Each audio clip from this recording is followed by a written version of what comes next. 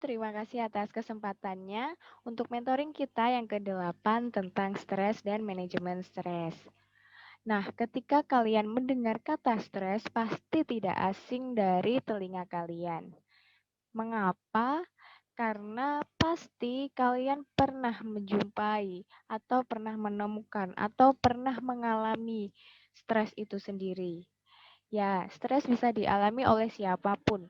Bisa dialami oleh siswa, bisa dialami oleh mahasiswa, bisa dialami oleh pekerja atau karyawan, bisa dialami oleh siapapun dan dimanapun orang itu. Nah, apakah kalian pernah melihat mahasiswa yang mengalami stres di era ini? Nah, aku rasa jawabannya iya, dan sering dan banyak yang mengalami. Apalagi sekarang di era kita melakukan segala sesuatu secara online. Nah, itu tantangannya menjadi lebih banyak dan pemicu-pemicu stres itu juga menjadi lebih banyak karena kita beradaptasi dari yang semula offline menjadi online dan sehingga hal tersebut bisa memicu dan bisa menyebabkan kita mengalami stres yang sebelumnya nggak pernah kita alami. Nah, untuk di materi stres ini ada 4 yang nanti aku jelaskan. Untuk yang pertama nanti ada tantangan di era 4.0, yang kedua ada mengapa terjadi stres, kemudian yang ketiga ada bagaimana mengelola stres, dan keempat nanti ada latihan. Nah, untuk yang pertama ini ada tantangan-tantangan. Nah, skill di industri di masa depan. Untuk kita bisa mencapai goals, bisa mencapai apa yang kita impikan, itu harus mempunyai skill-skill. Nah, beberapa skill-skill tersebut antara lain ada cognitive abilities, system skills, complex problem solving, content skills, process skills, social skills, research management skills, technical skills, dan physical skills. Nah, untuk skill-skill tersebut ada persentasenya yang kira-kira dibutuhkan di era yang sekarang. Untuk cognitive skill itu sekitar 15%. Kemudian untuk sistem skills ada 17%. Complex problem solving ada 36% dan content skills ada sekitar 10%. Process skills ada 18% dan social skills ada 19%. Research Research management skill 13%, technical skills ada 12% dan physical abilities ada 4%. Nah, untuk kompleks problem solving itu merupakan kemampuan untuk mencegah masalah yang asing dan belum diketahui solusinya di dalam dunia nyata. Kemudian untuk social skill ada kemampuan untuk melakukan koordinasi, negosiasi, persuasi, mentoring, kepekaan dalam memberikan bantuan hingga emotional intelligence. Kemudian untuk proses skills merupakan kemampuan yang terdiri dari active listening, logical thinking, dan monitoring self and the others. Kemudian ada system skills itu adalah kemampuan untuk dapat melakukan judgement dan keputusan dengan mempertimbangkan cost benefit serta kemampuan untuk mengetahui bagaimana sebuah sistem dibuat dan dijalankan. Dan cognitive skill merupakan skill yang terdiri dari cognitive flexibility, creativity, logical reasoning, problem sensitivity, mathematical reasoning, dan visualization. Nah, aku rasa ini nggak perlu aku jelasin satu persatu. Mungkin kalian bisa cari-cari sendiri skill-skill tersebut apa. Bisa kalian cari di internet, di Google, dan sebagainya. Nah, kemudian ada 16 skill yang kira-kira dibutuhkan di era millennials ini. Ada literasi, numberisasi, physical, dan sampai sosial dan culture awareness. Nah, kalian bisa baca sendiri dan bisa kalian cari-cari sendiri. Kira-kira itu skill-skill yang kayak gimana aja sih?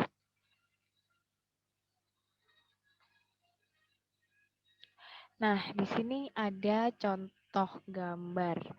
Nah, di sini ada pertanyaan nih. Apa yang dialami Pak Eko? Nah, ketika kalian melihat gambar ini, kira-kira apa sih yang dialami Pak Eko ini sebenarnya?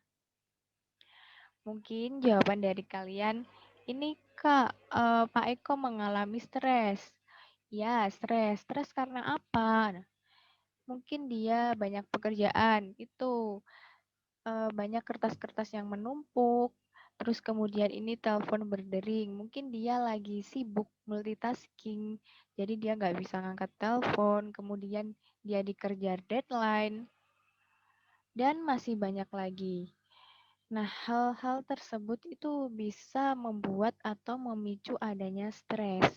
Dan kondisi kita itu juga bisa menyebabkan kita stres. Contoh ini kondisi Pak Eko, dia sedang kerja. Nah, pekerjaannya banyak, banyak yang harus diselesaikan. Kemudian dia multitasking antara dia mau istirahat atau dia mengerjakan dan sebagainya. Nah, sebenarnya stres itu apa sih? Nah, stres itu biasanya adalah suatu respon yang adaptif, kemudian dihubungkan dengan karakteristik atau proses psikologi individu. Kemudian, stres itu juga berarti suatu konsekuensi dari suatu tindakan eksternal, situasi atau peristiwa yang menempatkan. Jadi, intinya stres itu adalah sebuah respon psikologi dari individu dalam menghadapi sesuatu. Apa ya, respon ketika dia tidak mampu menghadapi sesuatu yang harusnya dia lakukan. Kemudian dimensi stres, ada tuntutan lingkungan, suatu respon yang adaptif, terdapat perbedaan individual. Nah, ini tuntutan lingkungan itu bisa menjadi sebuah penyebab stres. Kemudian respon itu juga menjadi sebuah stres dan perbedaan individual itu juga bisa menjadi sebuah stres. Contohnya di sini untuk tuntutan lingkungan, misalnya kita sedang diberikan amanah sebuah tugas. Nah, tapi kita masih belum bisa melaksanakan tugas tersebut. Misalnya tugas tersebut belum selesai tepat waktu, atau misalnya kita masih belum sempat mengerjakan, sehingga ketika ada deadline dan sebagainya, kita masih belum siap dengan tugas apa yang kita emban. Sehingga kita akan menjadi takut, cemas, dan stres. Tugas kita tidak terselesaikan. Kemudian respon yang adaptif. Nah, kadang ketika kita melakukan sesuatu, itu pasti eh, tidak jauh-jauh dengan lingkungan sosial. Nah, ketika kita berada di lingkungan sosial, pasti mau tidak mau kita akan berhadapan dengan orang lain. Nah, di situ mungkin ada individu-individu lain yang merespon terhadap apa yang kita lakukan, apa yang kita kerjakan, dan respon tersebut bisa saja bersifat negatif ataupun positif. Nah, jika misalnya respon itu bersifat positif, pasti akan membuat kita semangat. Nah, ketika respon itu negatif, pasti kita akan kepikiran dan menjadi tidak bersemangat dan kita lama-lama akan menjadi stres. Kemudian adanya perbedaan individu. Misal kalian punya teman. Nah, teman tersebut berbeda pendapat dengan kalian. Kalian inginnya ini, tapi dia inginnya itu. Padahal kalian mempunyai suatu tujuan yang harus sedalam satu pendapat. Misalnya, ketika kalian punya kelompok, melakukan kerja kelompok. Nah, di situ misalnya membuat PowerPoint. Nah, si anak A mungkin pengen PowerPoint dengan tema tema X, kemudian anak B pengen PowerPoint dengan tema Y. Nah, di situ ada perbedaan pendapat. Kalau misalnya tidak ada yang mau mengalah, pasti pekerjaan tersebut juga tidak akan selesai. Dan pada akhirnya kalian juga akan mengalami kebuntuan dan nggak tahu kayak gitu loh. Ini harus ngapain? Sehingga itu bisa menyebabkan seseorang menjadi stres. Nah, kemudian di sini ada stresor, stres yang dirasakan dan hasilnya. Untuk stresor itu untuk tingkat individu biasanya ada tuntutan pekerjaan, konflik, peran, pengendalian lingkungan yang dirasakan, hubungan dengan supervisor, beban kerja. Kemudian untuk stresor yang tingkat kelompok biasanya perilaku manajerial, kekurangan kekompakan, konflik dalam kelompok, perbedaan status, dan kemudian stresor ada tingkat yang organisasi dan ada juga yang ekstra organisasional. Kemudian untuk hasilnya, stres yang berkaitan dengan sikap biasanya ada kepuasan kerja, komitmen organisasi, dan sebagainya. Dan ada juga hasil dari keperilakuan, kognitif, dan kesehatan fisik. Nah, kemudian dari stresor tersebut akan menjadi stres yang dirasakan, dan hasilnya itu akan menjadi tindakan-tindakan seperti ini. Kemudian perbedaan individual itu juga bisa menjadi sebuah stres. Misal perbedaan keturunan, usia, kemampuan pribadi, jenis kelamin, dukungan sosial, ciri-ciri kepribadian dan pekerjaan dan lain-lain. Nah, kalian bisa baca sendiri untuk lebih detailnya. Aku nggak jelasin satu persatu, oke? Nah, di sini ada gangguan stres. Gangguan stres itu biasanya dialami jika seseorang stres. Mereka akan memberikan respon yang bersifat cemas, gelisah, mudah marah, mudah tersinggung, depresi, rasa harga diri menurun, mood berubah-ubah. Jadi, ketika seseorang mengalami stres, pasti responnya terdapat gangguan emosional. Mungkin teman kalian lagi stres. Nah, ketika kalian ajak bicara atau sebagainya, mungkin dia merespon dengan emosi, padahal kalian menanyakannya dengan baik-baik. Nah, itu bisa menjadi salah satu indikasi bahwa teman kalian itu mengalami stres.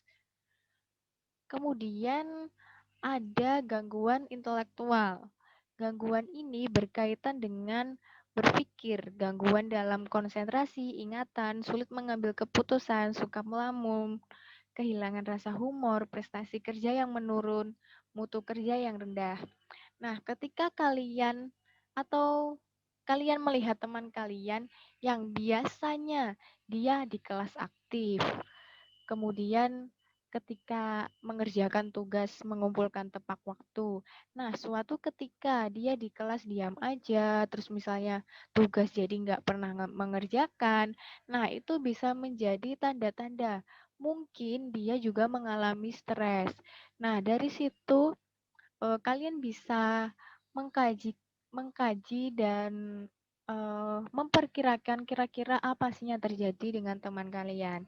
Kalau misalnya di sini, misalnya dia suka konsentrasinya suka hilang, kemudian ingatannya udah lupa, mudah sulit untuk mengingat, kemudian dia juga sulit mengambil keputusan. Nah, itu mungkin dia mengalami stres yang terlihat dari gangguan intelektualnya. Kemudian di sini ada gangguan fisikal.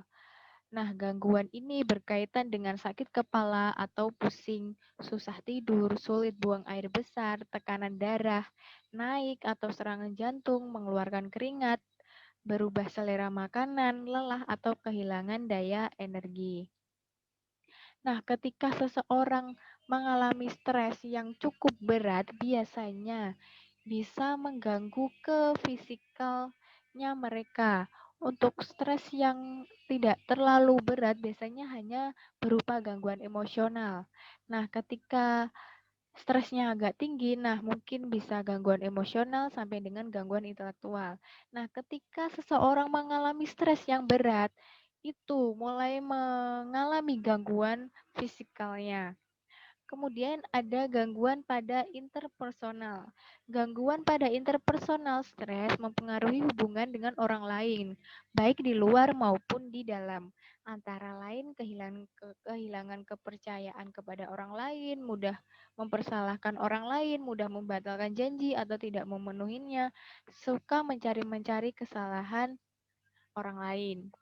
Nah, ketika eh, orang tersebut mengalami stres yang cukup berat, dia biasanya sering mengalami gangguan pada interpersonal. Mungkin teman kalian mudah mempersalahkan orang lain, Kak Tindi, mudah membatalkan janji. Pokoknya ketika dia mengalami stres, biasanya tingkatan-tingkatannya kalau udah berat itu biasanya mengganggu pada interpersonalnya mereka, orang yang stres tersebut. Kemudian ada tahapan stres. Nah, tahapan stresnya itu seperti apa? Nah, biasanya tahapan stres itu dikenal dengan istilah General Adaptation Syndrome. Nah, di mana tahap alarm atau bahaya itu berupa penerimaan tuntutan dari lingkungan dan menganggap sebagai ancaman. Masa ini tidak berlangsung lama. Jadi, untuk yang fase awalnya dia kayak menerima tuntutan dan menganggap itu suatu ancaman. Misal kita dituntut untuk menjadi ketua apa ya? Kita dituntut untuk menjadi ketua pelaksana sebuah UKM, padahal sebelumnya kita nggak pernah. Nah, kalau misalnya anak itu tidak siap dan tidak kuat, dia pasti merasa dia tuh terancam kayak gitu loh. Dia gelisah dan nggak tahu apa yang harus dilakukan. Nah, itu bisa menjadi salah satu tanda-tanda tahap awal dia mengalami stres. Kalau misalnya dia tidak bisa mengelolanya. Kemudian tahap selanjutnya ada tahap resistance atau perlawanan. Ini biasanya berupaya untuk menghadapi tuntutan.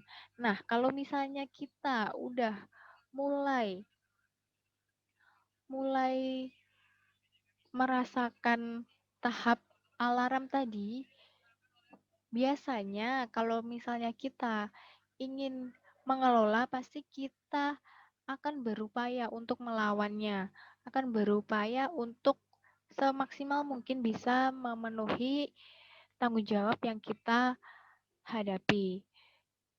Kemudian jika kita tidak bisa mengelola tuntutan tersebut, maka kita akan masuk ke tahap execution, di mana kita akan kehabisan tenaga. Nah, di tahap ini lah kita akan mengalami stres yang sebenarnya.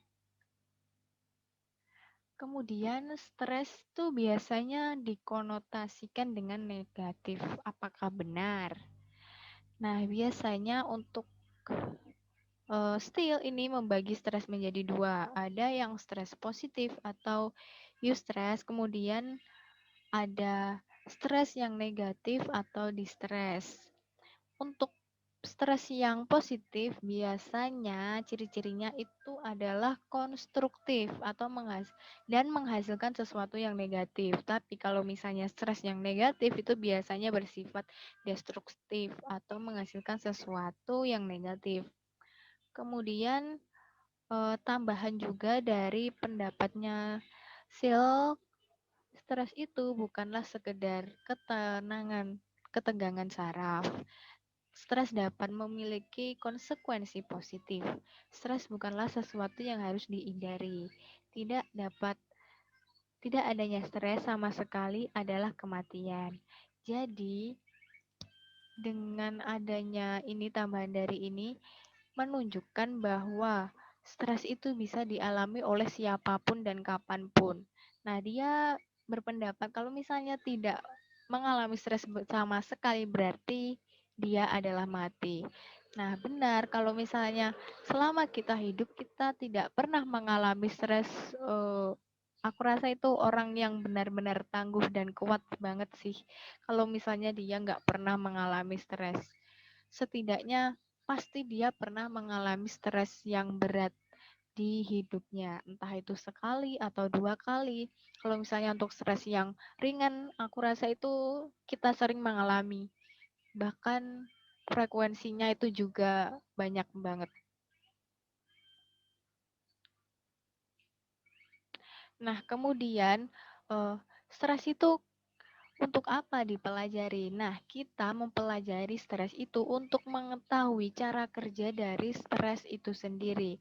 Nah, untuk tahap awalnya tadi sama kalau misalnya ketika kita di tahap alarm.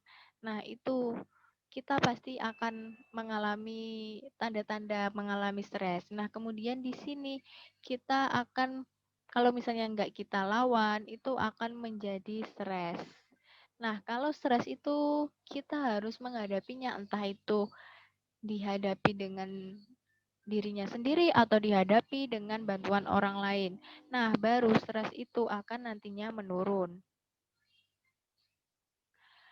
Kemudian untuk tingkatan stres, ini menurut Dr. Robert, di mana tahap pertama itu biasanya merupakan tahapan stres yang paling ringan dan menggembirakan atau membangun. Kemudian biasanya ditandai dengan semangat kerja yang berlebih, senang dengan pekerjaannya. Kemudian secara tidak sadar menyebabkan cadangan energi menipis. Kemudian untuk stres tahap yang kedua ada dampak stres yang semula menyenangkan sebagaimana diuraikan dalam tahapan satu mulai menghilang. Kemudian timbul keluhan, lelah disebabkan karena cadangan energi tidak lagi tercukupi sepanjang hari karena tidak ada waktu untuk istirahat. Kemudian stres tahap yang ketiga, ada seseorang memaksakan diri dalam pekerjaannya maka keluhan lelah menjadi nyata. Kemudian mulai muncul perasaan tidak tenang, meningkatkan ketegangan emosional, insomnia, dan koordinasi tubuh, dan sebagainya, sampai dengan kelelahan atau keluhan fisik. Kemudian sesudah di tahap ketiga, kalau misalnya seseorang belum bisa mengatasi stresnya, maka stresnya akan berlanjut ke tahap yang keempat, di mana tahap ini terjadi bila seseorang merasakan keluhan semu pada tahap 3, namun tetap memaksakan diri untuk bekerja. Kemudian dan sampai dengan timbul rasa takut dan cemas. Kalau misalnya di tahap yang keempat ini kita belum bisa mengatasinya lagi, maka berlanjut ke tahap yang kelima, ditandai dengan ketidakmampuan untuk menyelesaikan pekerjaan sehari-hari, ketakutan, dan cemas semakin meningkat. Kemudian, semakin kita tidak bisa mengatasi stres tersebut, maka kita akan maju ke tahap yang keenam, di mana ini merupakan tahap klimaks dari seseorang yang mengalami stres. Nah, di sini biasanya seseorang sering mengalami serangan panik dan perasaan takut mati. Kemudian tidak jarang orang pada tahap ini berulang kali ke IGD, ICU. Tadi kan untuk stres yang berat itu kan dia mengalami gangguan di fisikal juga. Kemudian bagaimana caranya menghadapi stres? Apakah kita harus flight atau fight? Nah, untuk cara yang menghadapi yang pertama ya ini ada penanggulangan atau coping. Nah, di sini kita lihat dulu kira-kira faktor yang menyebabkan kita stres itu apa? Apakah faktor situasional atau faktor pribadi? Kemudian setelah itu kita bisa menilai kognitif atas stresor yang kita yang kita alami. Kemudian di situ kita menilai apakah berbahaya atau tidak, mengancam atau tidak, kemudian menantang atau tidak.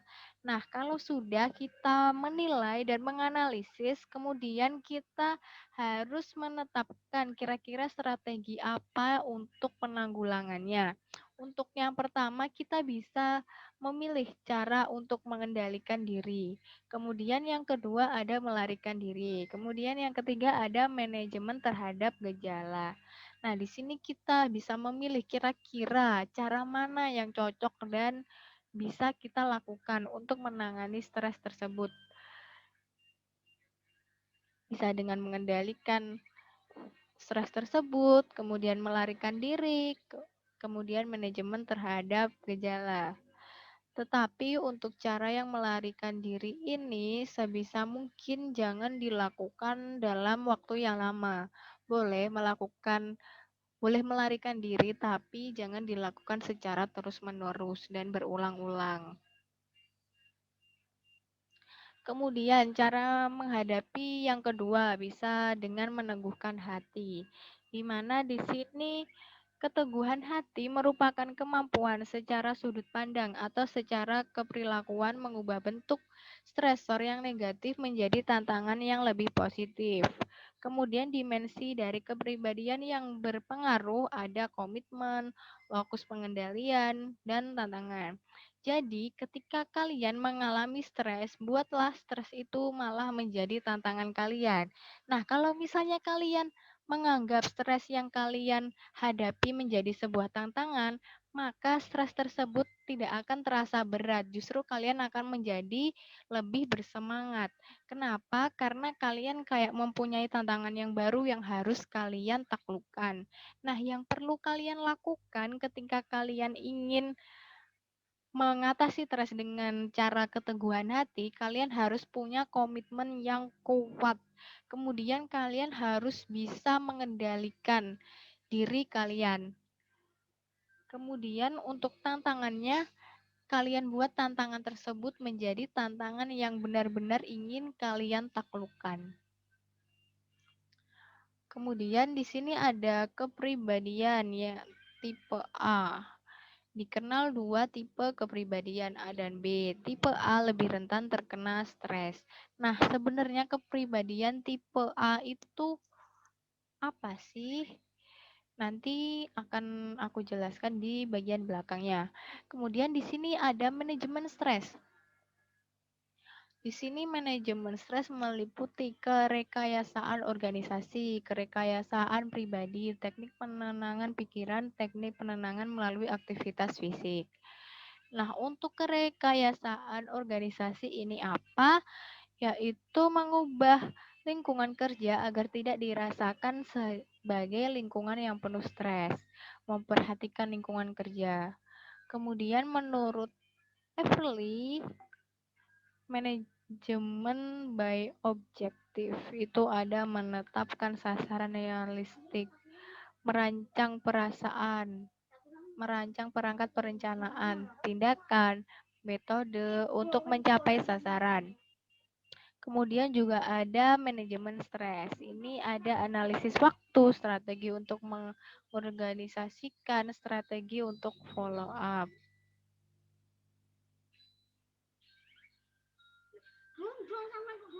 Kemudian ada rekayasa yang individu. Ada mengubah faktor dalam individu. Ada ambang stres meningkat. Kemudian toleransi terhadap stres meningkat. Dapat lebih lama bertahan pada situasi yang penuh stres. Dapat mempertahankan kesehatan.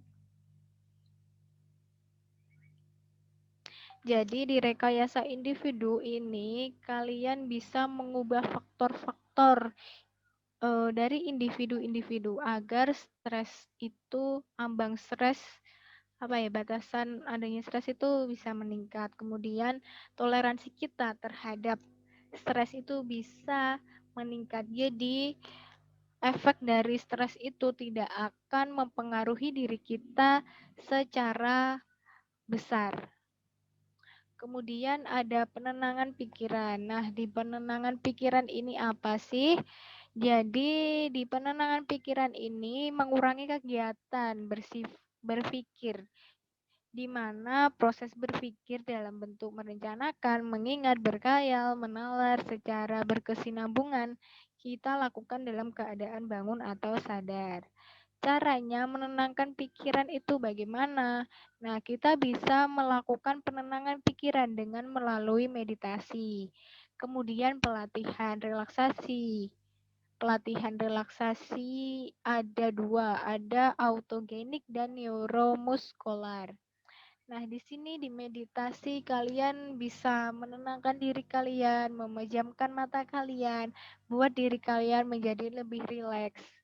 Dan di sini kita akan mengalami sesuatu yang lebih menenangkan dengan melakukan meditasi. Dan untuk pelatihan relaksasi itu juga bisa kalian coba ketika kalian mengalami stres.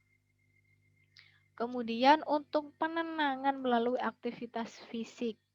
Di sini ada menghamburkan atau untuk menggunakan sampai habis hasil-hasil stres yang diproduksi oleh ketakutan dan ancaman, mengubah sistem hormon dan saraf ke dalam sikap mempertahankan. Jadi ini penenangan melalui aktivitas fisik ini kalian bisa menghabiskan pekerjaan kalian, beban-beban kalian, habiskan sampai semuanya selesai. Jadi ketika itu udah selesai, nah itu akan membuat diri kalian menjadi plong, menjadi rileks, dan nggak ada beban lagi di diri kalian. Kemudian untuk kepribadian-kepribadian yang tadi, untuk yang kepribadian tipe A itu biasanya adalah ambisius, kemudian agresif, dan sebagainya, sampai dengan berusaha keras dapat segala sesuatu dapat terkendali. Nah, ini adalah biasanya tipe-tipe orang yang banyak mengalami stres. Kenapa? Karena di sini dia merupakan tipe yang suka workaholic atau bekerja yang tidak mengenal waktu. Jadi tubuh kita itu kayak diforsir secara terus-menerus dan kita istirahatnya juga kurang, pekerjaannya kita banyak. Jadi kita itu rentan banget mengalami stres. Kemudian untuk tipe yang kedua itu untuk tipe yang B. Ciri-cirinya ada ya ambisinya wajar-wajar aja. Kemudian nggak agresif, sehat dalam berkompetisi, serta tidak memaksakan diri, dan sebagainya sampai dapat mengendalikan segala sesuatu dan mengendalikan dirinya.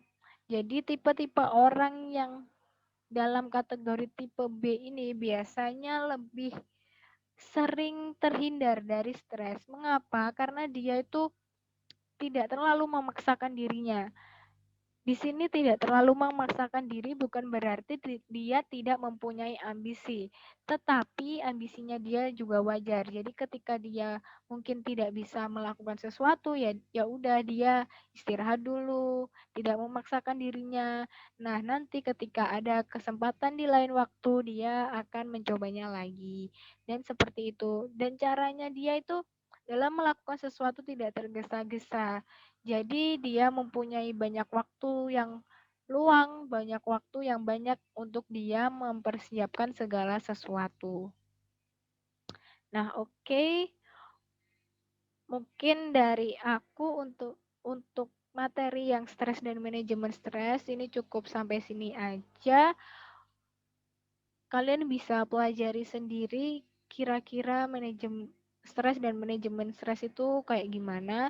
Nah, ini aku cuma kasih tahu gambaran secara umumnya. Oke, terima kasih.